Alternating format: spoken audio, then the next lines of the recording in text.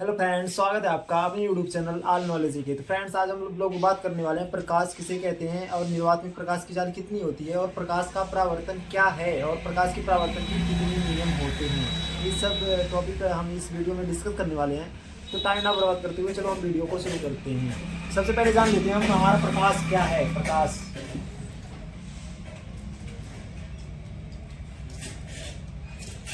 प्रकाश को इंग्लिश में क्या कहा जाता है? लाइट कहा जाता है। प्रकाश को इंग्लिश में क्या कहते हैं? लाइट कहा जाता है। ठीक है दोस्तों, क्या कहा जाता है? लाइट कहा जाता है। जैसे हम अंधेरे कमरे में हैं, जैसे हम किसी वस्तु को देखना हुआ तो हम देख नहीं पाते हैं ना, तो उसको देखने के लिए हमको किसी या तो मोबाइल फोन का प्रयोग करें या तो टॉर्च का प्रयोग करें या किसी विद्युत परिपथ का प्रयोग करें, तो जिससे कि हमको वस्तु दिखाई दे, प्रकाश मतलब उत्पन्न हो। प्रकाश की परिभाषा क्या है, इसको जान लेते हैं ना। प्रकाश क्या है?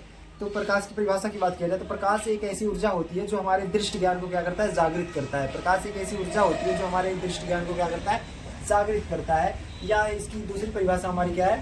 प्रकाश एक ऐसी शक्ति है, प्रकाश एक ऐसी शक्ति है जो किसी वस्तु को देखने की क्षमता प्रदान करता है। ठीक है दोस्तों, प्रकाश क्या है? प्रकाश एक ऐसी शक्ति है जो हमें किसी वस्तु को देखने की क्षमता प्रदान करता है। अब बात किया जाए निर्वात में प्रकाश की चाल कितनी होती है। निर्वात में प्रकाश की चाल कितनी होती है? तो निर्वात में प्रकाश की चाल 3 × 10⁸ मीटर प्रति सेकेंड होती है। ठीक है दोस्तों, निर्वात में प्रकाश की चाल कितनी होती है? 3 × 10⁸ मीटर प्रति सेकेंड होता है।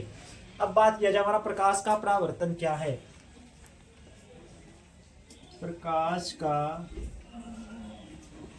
परावर्तन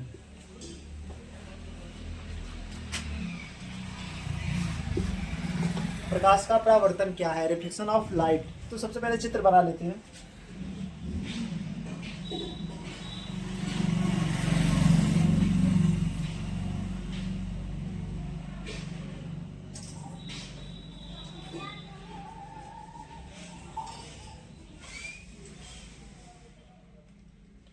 ये हमारी किरण है, आपतित किरण है, आपतित किरण। ठीक है, यहाँ एक अभिलंब होता है बीचों बीच,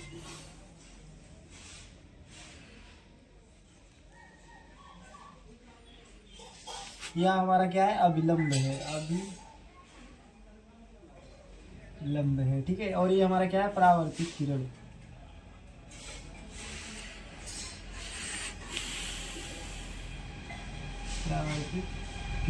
यहाँ पर हमारा आपतन कोण बनता है, यहाँ हमारा क्या? परावर्तन कोण बनता है। ठीक है, तो यहाँ जो हमारा आपतित किरण और अभिलंब के बीच में जो कोण बनता है वो कौन सा बनता है? वो हमारा आपतन कोण बनता है। यहाँ लिख देते हैं आपतन कोण। ठीक है, अब यहाँ परावर्तित किरण और अभिलंब के बीच में जो कोण बनता है वो हमारा क्या कौन सा कोण बनता है? परावर्तन कोण। परावर्तन कोण बनता है। ठीक है, अब ये जो हमारा ये बिंदु है, ये हमारा कौन सा बिंदु है? ये आपतन बिंदु है। कौन सा बिंदु है? आपतन बिंदु।